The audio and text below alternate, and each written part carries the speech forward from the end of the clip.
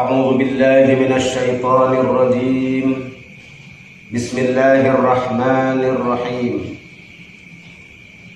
ولما منع صلى الله عليه وسلم, dan ketika Rasulullah sallallahu alaihi wasallam melarang minat tasadduqi 'alal musyrikin,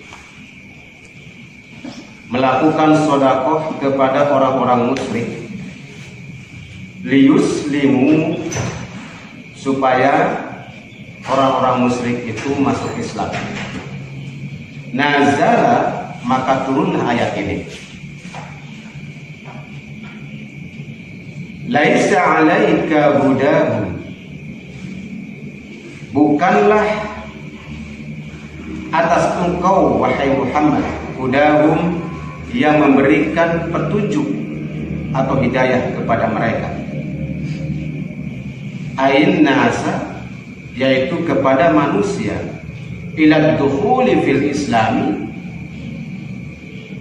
ke dalam masuknya mereka ke dalam Islam.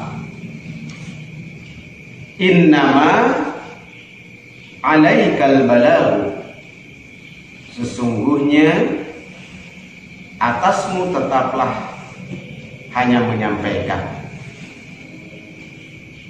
Walakinnallaha yahdi may yasha, melainkan Allah lah yahdi may yasha, yang memberikan hidayah atau petunjuk kepada manusia, may yasha, sesuai kehendaknya.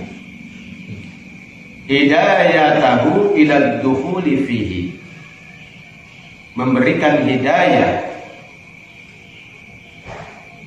tentang kepada masuknya kepada agama Islam. Wa ma tunfiqu min khairin,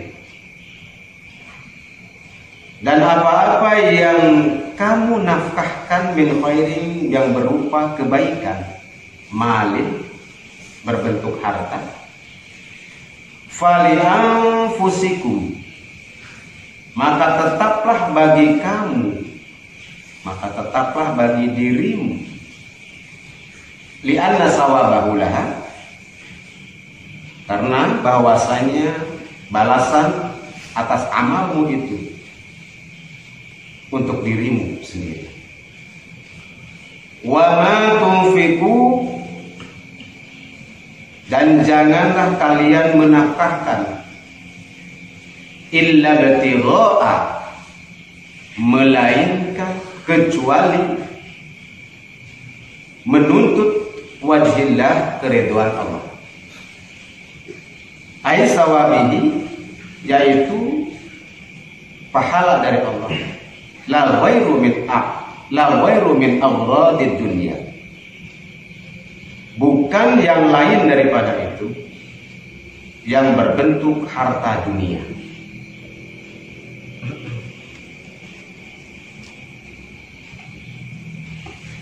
Dan di sini Allah menjelaskan kepada kita semua bahwa asbabun nuzul dari ayat yang ini terjadi ketika pada saat itu Rasulullah SAW itu melarang memberikan sedekah kepada orang musyrik agar mereka masuk Islam, Nah, kemudian turunlah ayat ini, bahwa Allah menjelaskan di sini, laisa 'alaika hudahum, bukanlah engkau yang Muhammad yang memberikan hidayah. Nah, di sini Rasulullah saja tidak mampu memberikan hidayah kepada manusia, apalagi selain Rasul. Artinya tidak ada seorang pun yang dapat memberi hidayah kepada manusia sehingga orang itu masuk Islam. Hanya Allah. Lalu tugas Rasul apa? Innama 'alaikal balagh, engkau tuh hanya menyampaikan. Berarti tugas kita juga hanya menyampaikan risalah itu, menyampaikan kebenaran itu, menyampaikan ayat-ayat Quran itu kepada manusia. Kemudian apakah mereka dapat hidayah atau tidak, masuk Islam atau tidak, nurut atau tidak kepada Al-Quranul Karim, kepada perintah Allah, itu bukan urusan kita. Rasul saja begitu, apalagi kita. Walakin Allah, melainkan Allah di sini, yahdi may yasha, memberikan hidayah, petunjuk kepada siapa yang dikehendaki. Jadi hidayah itu hak prerogatif Allah. Siapa yang Allah kehendaki mendapatkan hidayah, maka dia akan dapat hidayah. Dan Allah Maha tahu kepada siapa hidayah ini diberikan. Ini berarti siapapun orangnya yang mendapatkan hidayah berarti mendapat karunia yang sangat besar. Artinya Allah sudah menghendaki seseorang itu dapat hidayah. Itu pemberian terbesar, karunia terbesar hidayah. Karena tidak diberikan kepada semua orang. Kenapa Allah memberikan hidayah kepada seorang itu? Rahasia Allah. Itu rahasia Allah. Artinya mengandung makna di sini, siapapun apabila Allah menghendaki memberikan hidayah, maka akan dapat hidayah. Siapapun orangnya. Tidak terkecuali. Hanya Allah yang tahu kenapa Allah memberikan hidayah kepada seseorang. Nah, kemudian selanjutnya di sini tentang menafkahkan hal-hal yang baik atau dianggap baik yang berbentuk harta. Bahwa semua yang kita lakukan kebaikan itu berbentuk harta itu yang dinafkahkan di jalan Allah itu fali anfusikum, maka kebaikan itu akan kembali kepada dirimu sendiri. Jadi kebaikan apapun, menafkahkan harta itu bukan untuk Allah, tetapi kebaikannya, pahalanya untuk diri kita sendiri. Allah tidak membutuhkan itu. Jadi setiap kebaikan yang dilakukan oleh kita, maka balasannya akan kembali kepada diri kita sendiri. Artinya, kita melakukan amal soleh, kita melakukan kebaikan, kita menginfakkan harta di jalan Allah, itu pada intinya adalah untuk kebaikan diri kita sendiri. Karena Allah akan membalas itu. Ditegaskan lagi di sini, wa ma tunfiquna illa ibtigha'a wajhillah. Janganlah kalian menafkahkan itu kecuali hanya mengharap ridha Allah. Jangan mengharapkan yang lain, apalagi di sini la ghairu min aghdid dunya, mengharapkan urusan dunia. Jangan, tapi harapkanlah keridhaan dari Allah Subhanahu wa taala. Jangan mengharapkan balasan-balasan dunia dan yang lain-lainnya. Wa ma tunfiqu min khairin yuwaffa ilaikum. Dan dari setiap apa yang kalian nafkahkan dari kebaikan itu, yuwaffa ilaikum, maka akan tetap pada diri kalian. Apanya? Jazauhu, yaitu balasannya. Balasannya akan tetap pada diri kalian dan untuk kalian. Wa antum la tuzlamun, dan kamu semua tidak akan dikurangi kebaikannya. Jadi Allah tidak mengurangi kebaikan. Setiap kebaikan yang kita lakukan, amal soleh yang kita lakukan, menafkahkan harta yang kita lakukan, Allah tidak akan mengurangi sekecil apapun. Wa antum la tuzlamun, kalian akan tidak akan dikurangi. Balasannya tidak akan dikurangi. Bahkan Allah akan tambahkan, berlipatkan. Tunqasuna minhu syai'an, tidak akan dikurangi. Jadi kalian tidak akan dikurangi dari apa yang kalian nafkahkan itu dalam suatu perkara.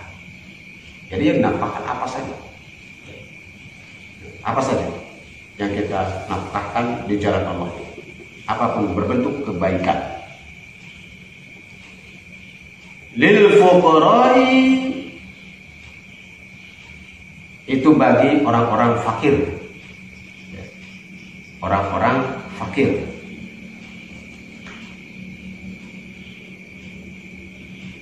Jadi berbagai macam sedekah. Berbagai macam sedekah itu itu bagi orang-orang fakir.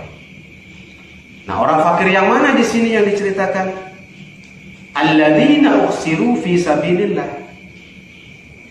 Orang-orang yang terhalang orang itu fi sabilillah dari jalan Allah. Jadi orang fakir di sini adalah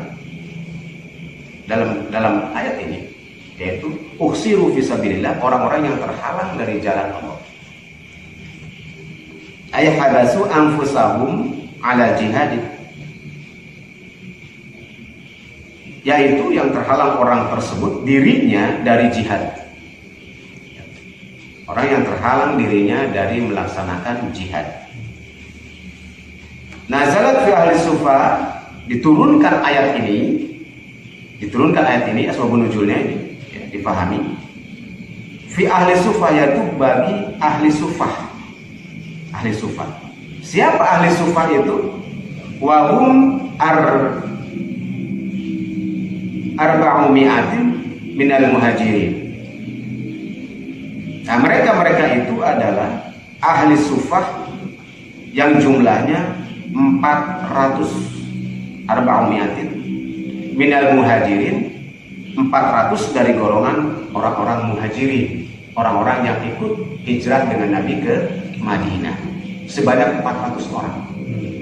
Jadi ada 400 orang yang ikut hijrah dengan Rasulullah ke Madinah, itu jumlahnya 400 orang. Ini termasuk golongan ahlus sufah. Siapa mereka ahlus sufah itu yang 400 orang itu? Ursidu li ta'allumil Qur'an, yaitu orang yang mengkhususkan dirinya mempelajari Al-Qur'an. Wal khuruji ma'as saraya, dan mereka keluar dari pasukan tentara. Jadi ada yang masuk golongan tentara, tapi yang 400 orang ini dia khusus hanya mempelajari Al-Quran saja, dan tinggalnya di Serambi Masjid Rasulullah, dekat rumah Rasulullah yang kemudian menjadi masjid.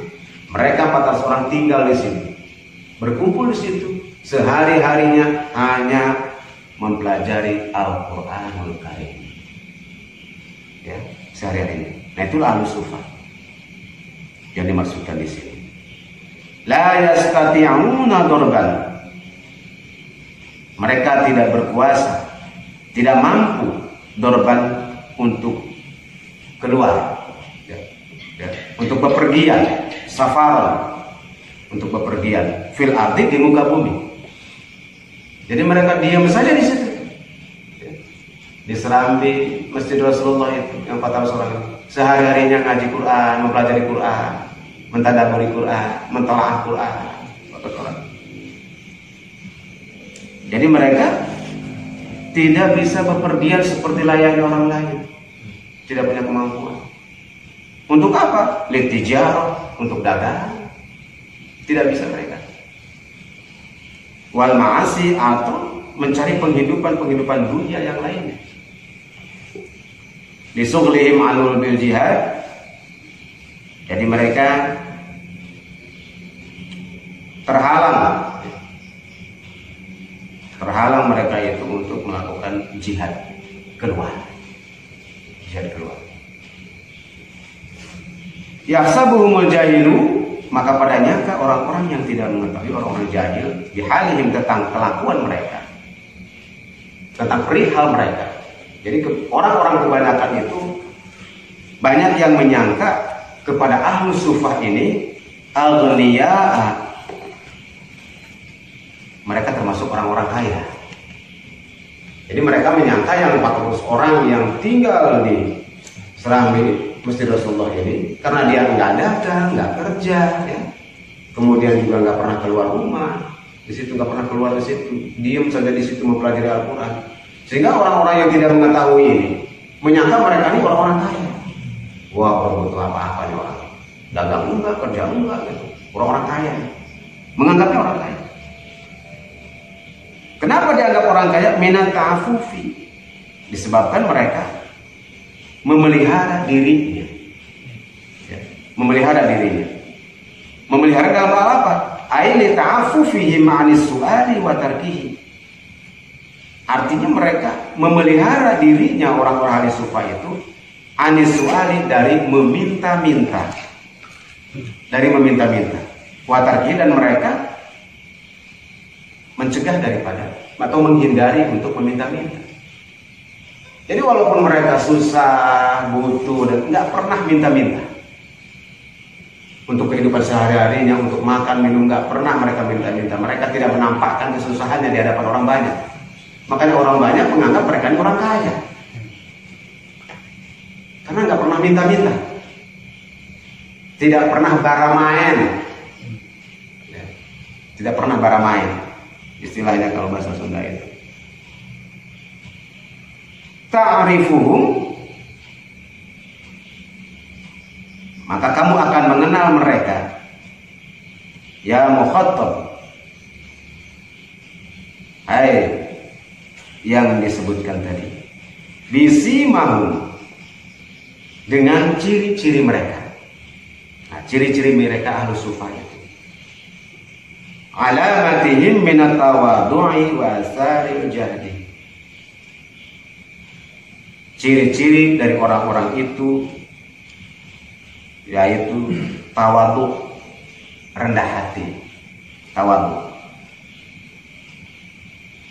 wasaro jadi, dan bekas-bekas kepayahan. Ciri mereka itu, mereka itu tawadu, rendah hati, kemudian terlihat di dalam dirinya bekas-bekas kepayahan, bekas-bekas kepayahan. La yas'alunan nas, orang-orang itu tidak meminta-minta kepada manusia, tidak meminta-minta kepada manusia syai'an, tentang sesuatu perkara atau tentang sesuatu apapun, fayuhlifuna, terus mereka juga ilhafa, tidak pernah memaksa, tidak pernah memaksa orang agar memberi sesuatu kepada dirinya. Aila su'ala lahum aslan fala yaqa'u minhumul ilhafun wa huwa ilhaf. Jadi mereka tidak pernah meminta-minta,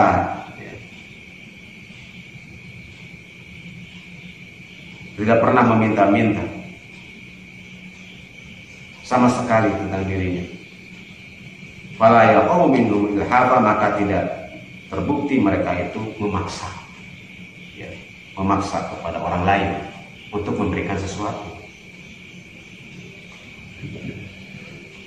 Wa ma tunfiqu min khairin fa innallaha bihi alim, dan apa yang kamu nafkahkan min khairin, dari kebaikan itu, fa innallaha, maka sesungguhnya Allah itu bihi alimun, kepada hal yang demikian itu maha mengetahui. Fa yujazin alaihi, terus Allah membalas tentang hal yang demikian. Alladzina yunfiquna, orang-orang yang menafkahkan itu, alladzina amwalahum, dari harta-harta mereka, bil laili, pada malam, wan nahari, dan siang hari, sirran, dengan cara sembunyi-sembunyi, wa alaniyatan, dan dengan cara terang-terangan, falahum ajruhum inda rabbihim, maka bagi mereka itu balasan bagi mereka dari sisi Tuhan mereka. Wala khaufun, dan mereka tidak ada rasa takut, alaihim, atas diri mereka, walahum, dan atas diri mereka, yahzanun, kesedihan. Jadi mereka tidak memiliki rasa takut dan tidak memiliki rasa sedih. Nah, di sini kita mengetahui bahwa di zaman Rasulullah SAW ketika masa hijrah itu ada yang disebut dengan ahlus sufah. Nah, ini kita dapat pelajaran di sini tentang bagaimana ahlus sufah ini mampu menjaga marwah dirinya, karena dia khusus untuk mengkaji Al-Quran. Luar biasa, ya, luar biasa ahlus sufah ini. Yang 400 orang ini sehari-harinya mereka hanya mengaji Al-Quran, mengkaji Al-Quran, mentadaburi Al-Quran, ya. Akhirnya mereka tidak melakukan kegiatan keseharian, tidak berdagang, tidak bekerja, tidak ikhtiar dan sebagainya, bahkan tidak keluar. Tetapi keistimewaan mereka tawadhu, rendah hati, tidak menunjukkan kesusahan mereka di hadapan manusia. Yang ditunjukkan, mereka tidak mau minta-minta kepada manusia, tidak mau meminta-minta kepada manusia, sehingga banyak manusia yang mengira mereka orang-orang kaya. Nah itu.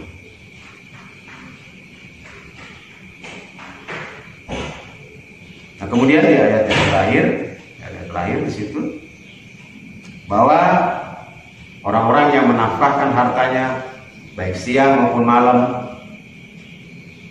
baik secara sembunyi-sembunyi maupun terang-terangan, maka bagi mereka akan mendapatkan pahala dari sisi Allah Subhanahu wa taala. Dan mereka wala khaufun 'alaihim wala hum yahzanun. Mereka tidak akan merasa takut dan merasakan sedih orang-orang tadi. Artinya menemukan kebahagiaan. Nah, di sini mengandung pelajaran bahwa ketika kita menafkahkan itu, makanya disebutkan baik malam maupun siang. Malam itu berarti kan tidak ada orang, tidak diketahui orang. Ini berarti karena tidak diketahui berarti sirri, secara sembunyi-sembunyi menafkahkan itu. Ada juga warna hari, siang hari, berarti siang itu kan terang, kelihatan orang. Nah, ini berarti wa'alaniyah, secara terang-terangan kita menafkahkan harta jalan Allah. Silakan. Falahum ajruhum 'inda rabbihim. Mereka itu tetap akan mendapatkan balasan dari Allah Subhanahu wa taala. Nah, mereka tidak ada kesusahan dan kesedihan dalam diri mereka. Nah itulah saudara-saudara sekalian, 3 ayat surat Al-Baqarah dalam kesempatan malam hari ini. Mudah-mudahan kita mendapatkan petunjuk dari ayat itu ya, tentang bagaimana Allah menyifatkan orang-orang yang menafkahkan di jalan Allah. Yang penting satu kata kuncinya, nafkahkanlah setiap apapun yang kita miliki hanya dalam rangka mencari ridha Allah. Itu kata kuncinya. Baik sembunyi-sembunyi maupun terang, silahkan. Yang penting untuk mencari ridha Allah, bukan mencari balasan dunia atau keuntungan dunia. Sekian, mudah-mudahan ada manfaatnya bagi kita. Mohon maaf apabila ada kekeliruan dan kekurangan dalam penyampaian ini. Hadanallahu wa iyyakum ajma'in. Wassalamualaikum warahmatullahi wabarakatuh. Waalaikumsalam.